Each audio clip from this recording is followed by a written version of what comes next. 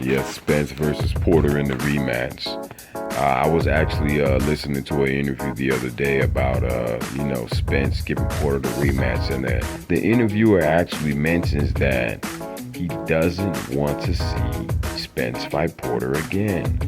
I'll be honest, I was perplexed. I had to do a double take because, in my opinion, I watched that fight as many times as they fight. It was a great fight. They was going back and forth, blow for blow. It was a real dog fight. It reminded me of those old school fights. The way I liked it, I want to liken it to if anybody used to watch X-Men back in the days, the cartoon, it seemed like Wolverine versus Sabretooth in there. There was a real gritty fight, where people just throwing punches and going at it. To me, Shawn Porter, he was utilizing some very good feet work. The way he was moving around, pivoting, stutter stepping, feinting, I liked that.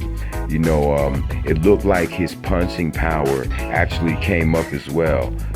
His punching power, it seems to have been increased. But on the other hand, I have to be honest, when it comes to punching accuracy, Spence had him beat.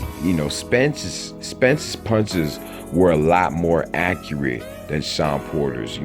Spence throws more accurate punches, and it seems like he sits on his single shots more.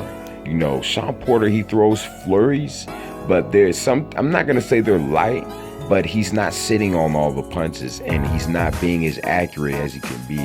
When Spence throws a combination, he sits down on them more because, in my opinion, he has better punching technique. He gets really good torque on his shots when he has you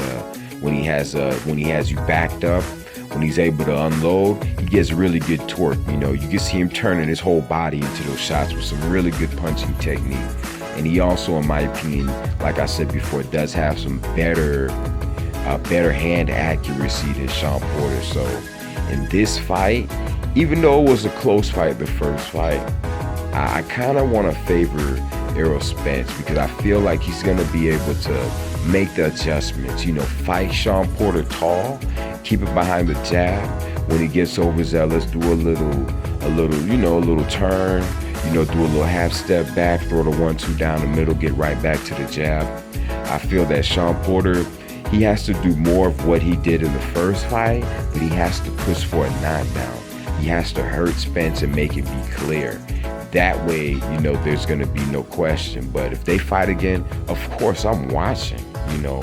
It'd be a great fight.